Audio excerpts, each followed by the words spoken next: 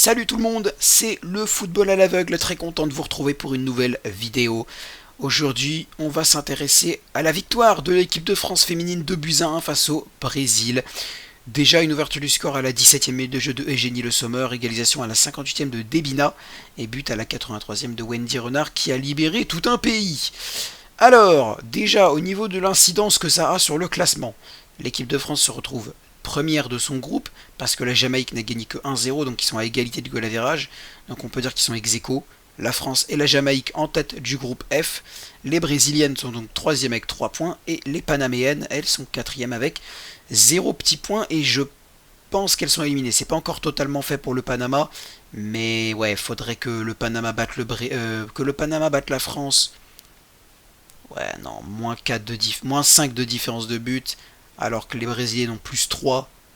Il faudrait que la Jamaïque explose le Brésil, que le Panama explose la France au même moment. Le Panama, ça, c'est mathématiquement possible, mais c'est en soi, c'est mort. En soi, c'est mort pour le Panama. Donc la France et la Jamaïque sont pour le moment qualifiées pour les huitièmes de finale, mais le Brésil n'a pas du tout dit son dernier mot, ça c'est sûr et certain. Alors quoi retenir de cette rencontre? Déjà qu'en première mi-temps ça a été beaucoup plus intense que lors du France-Jamaïque. Après moi j'ai été moins sévère avec les joueuses que d'autres personnes, à juste titre en soi, hein, je leur en veux pas. Euh, Parce que c'est vrai que il y a eu un manque d'envie face à la Jamaïque, il y avait un problème d'espace, on n'avait pas assez les espaces pour développer notre jeu, mais surtout il y avait un manque d'envie. Mais moi j'ai trouvé que la défense jamaïcaine n'aidait pas aussi parce que elle était très solide cette défense jamaïcaine et elle repoussait pas mal d'occasions.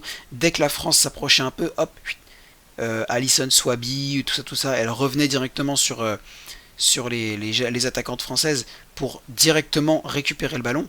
Un pressing très intense, je trouve, et c'est pour ça qu'on a aussi un petit peu eu du mal à pouvoir développer notre jeu, mais bon, c'est comme ça.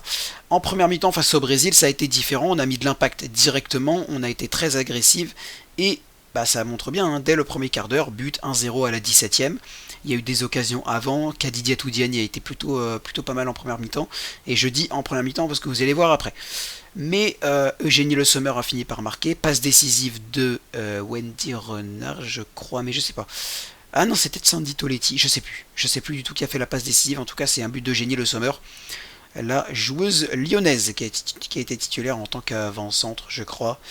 Ou ailier droit. Ouais, je crois plutôt ailier droit pour Eugénie Le Sommer, j'ai l'impression.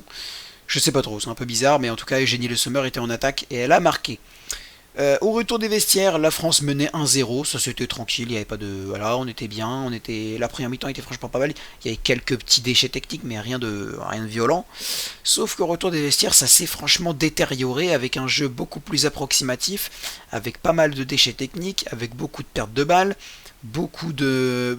On n'arrivait pas à maîtriser le ballon correctement, on faisait des passes qui étaient en cloche, on n'arrivait pas à poser le ballon par terre, on était un peu surpassé quand même par le Brésil. Après le Brésil faisait pas forcément mieux, mais bah ils ont eu le mérite quand même d'égaliser à la 58e par l'intermédiaire de Debina du coup sur une passe décisive d'une personne que j'ai encore oubliée parce que je suis un incapable notoire.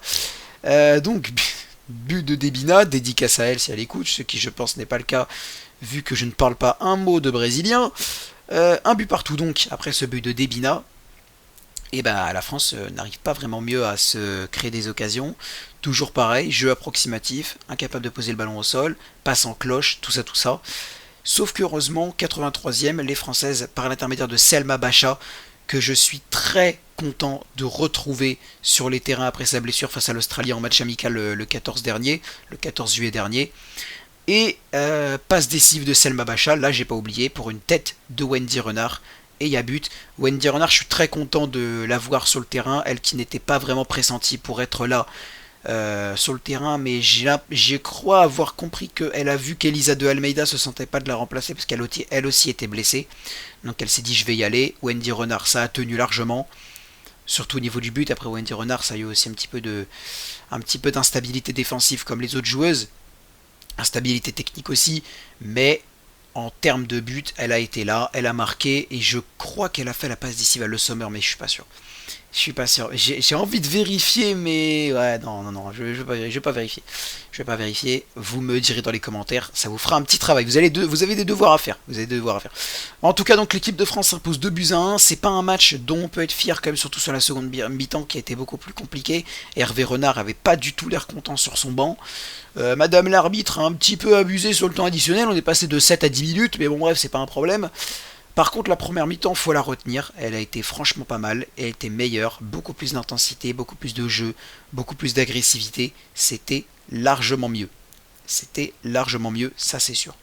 La France donc récupère la première place ex aequo avec la Jamaïque. Maintenant, le but, ça va être de battre le Panama, et d'espérer que la Jamaïque et le Brésil, soit que la Jamaïque perde, soit que les deux fassent match nul.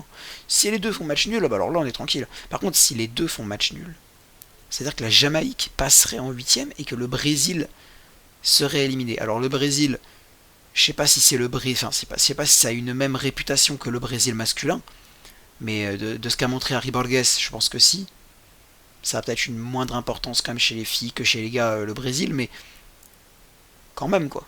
Ça ferait une assez grosse sensation de voir la Jamaïque passer devant le Brésil et passer en huitième de finale en dégageant le Brésil de la compétition. Ça serait quand même pas mal. Enfin bref. Maintenant, avant de terminer ce débrief, je voulais pas parler du match aussi là. Je voulais parler d'autre chose, vite fait, en 2 minutes chrono, je pense, un truc dans le genre. Je voudrais envoyer tout mon soutien à un pote à moi qui s'appelle Mathis. Je suis pas du tout sûr qu'il écoutera cette vidéo vu qu'il aime pas trop le foot, ce qui me dérange pas. Moi j'ai envie de le frapper, mais ça me dérange pas. Non, je rigole, je rigole, je rigole. Et donc, en fait, pour expliquer très rapidement le contexte, s'il y en a qui n'ont pas remarqué encore, j'ai eu beaucoup plus d'abonnés ces derniers temps. Et donc, s'il y en a qui n'ont pas remarqué parmi les nouveaux abonnés qui sont arrivés depuis le temps, je suis aveugle de naissance. Voilà, je le dis. Et Mathis aussi. Et il a fait une vidéo il y a 2-3 jours. Ça n'a aucun rapport entre son handicap et cette vidéo. C'était une vidéo de Nightcore. Donc pour ceux qui ne savent pas, les Nightcore, c'est en gros accélérer ou ralentir une musique pour qu'elle ait une sonorité différente. Donc au lieu d'entendre par exemple je me tire, me demande pas pourquoi je suis parti sans motif, on va entendre je me tire, me demande pas pourquoi je suis parti sans motif. Un peu plus rapide et un peu plus dans les aigus ou dans les graves, ça dépend comment tu l'as. Voilà. Je sais pas si j'ai bien expliqué, mais en gros voilà. Et il y en a qui sont vraiment passionnés de ça. Moi j'aime bien, je suis pas forcément passionné de ça, mais j'aime bien écouter certaines de temps en temps, même si c'est vrai que ça me déstabilise un peu au premier coup, mais c'est quand même pas mal à écouter. Et donc il a fait cette vidéo là, et dans les commentaires il y a un haters qui lui a dit gna gna gna, et plus jamais fait des remixes comme ça, bref. Et vous allez voir le rapport avec son handicap, et aux alentours de la discussion, Mathis lui a dit mais tu comprends pas qu'en fait en tant qu'aveugle de naissance, j'attache un peu plus d'importance au nightcore que toi. Et le mec il a dit en gros, je sais pas vraiment je sais même pas comment l'insulte est arrivée dans la discussion. Mais Mathis a fini par se prendre ouais bah moi au moins je peux voir. C'est ce que lui a balancé le gars. Il a dit ouais bah moi au moins je peux voir. Déjà là quand j'ai lu cette première phrase je me suis dit bravo champion, tu l'as déduit tout seul, bravo. J'espère que tu ne demandes pas une médaille parce que bon voilà quand même. Prochaine étape tu vas compter jusqu'à 10, j'espère que ça le fera. Parce que si t'as déduit ça tout seul c'est que franchement tu dois avoir une intelligence supérieure à la moyenne. Pour déduire que toi tu vois, lui non, c'est que vraiment... Albert Einstein devait être l'un de tes ancêtres, vraiment c'est terrifiant. La deuxième chose, c'est que si c'est la seule fierté de sa vie, c'est que vraiment c'est plutôt inquiétant. Laissez-moi vous dire que si le mec, son seul but dans la vie, c'est quand il se lève le matin, il se dit oh yes, moi je vois et pas lui. C'est que si c'est la seule chose qui se dit dans son lit le matin en se réveillant, va falloir sérieusement se poser des questions et essayer d'améliorer ça, tu vois, bon bref. Avec tout le respect que j'ai pour toi, il va falloir vraiment que tu te poses des questions si c'est la seule fierté que tu as dans ta vie. Enfin bref, j'ai décidé, je voulais pas prendre parti, mais c'est échappé parce que ce genre d'insulte me dégoûte. Voilà. Et en fait, je vais pas m'attarder dessus non plus, mais je trouve un problème de fond qui je trouve se régularise, on va dire ça comme ça, se régularise beaucoup. C'est-à-dire qu'en fait, le fait d'être aveugle et que l'autre ne le soit pas, c'est devenu une espèce d'argument de décrédibilisation.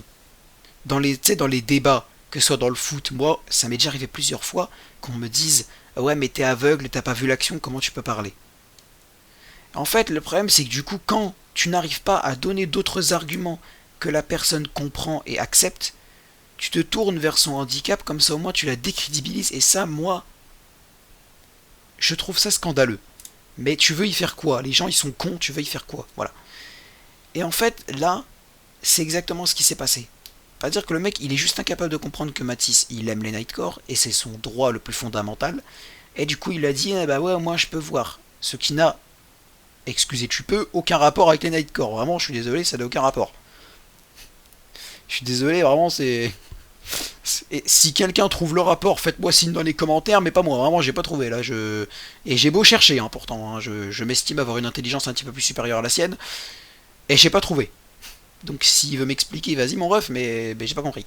Enfin bref, je voulais que cette vidéo soit sur le débrief France-Brésil, je voulais juste adresser un petit message à la fin. Ce message est passé, on va pas s'attarder dessus, c'est pas une vidéo coup de gueule. Donc, merci de m'avoir suivi pour cette vidéo, gros soutien à Matisse, je vous mettrai le lien de sa chaîne dans la description. MTS Nightcore, MTS Marcel, Thiago, Sébastien Nightcore. MTS Nightcore, si vous voulez regarder ça, il a 1500 abonnés, il a 3 fois plus d'abonnés que moi, c'est terrifiant. Et d'ailleurs, rien que pour ça, j'ai envie encore plus de te frapper. Non, alors, c'est grave, il y en a, ils vont me prendre pour un taré. Et alors, franchement, ouais, vraiment, si vous savez à quel point je m'en fous des vues, vraiment, c'est terrifiant. Alors, c'est grave. Enfin bref, merci de m'avoir suivi, n'hésitez pas à liker, à partager, à vous abonner en activant la cloche des notifs. Et surtout, n'hésitez pas à commenter pour me donner votre avis sur ce que je viens de dire par rapport à cette dispute. Et aussi sur le match France-Brésil, si vous avez des trucs à dire par rapport à cette rencontre. Prochain rendez-vous, France-Panama, mercredi, on va débriefer ça. Bon, il y aura un débrief avant mardi pour PSG Inter. Peut-être je ferai une vidéo demain ou lundi pour parler du mercato de l'OM aussi, parce qu'il va falloir commencer à en parler. Et sur ce, je vous dis à bientôt!